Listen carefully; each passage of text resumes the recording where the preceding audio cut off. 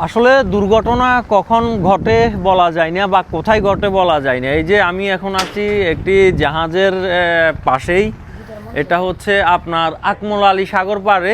এই জাহাজের অবস্থা দেখেন যে একবারে মাঝখান দিয়ে এই জাহাজটি আপনার ভাঙি গেছে গা, পুরা দুই ভাগ হয়ে গেছে গা।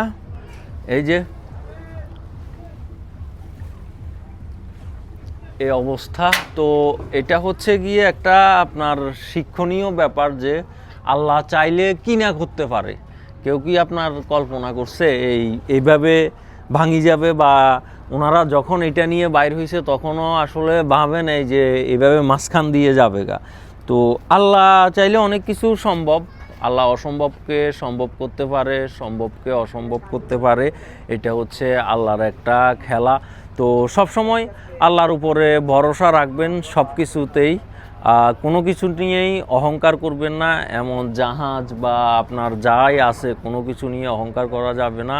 আল্লাহর উপর ভরসা রাখবেন। দুর্ঘটনা কখন ঘটে বা কখন কি হবে আপনার জীবনে এটা আসলে বলা যায় না। আমি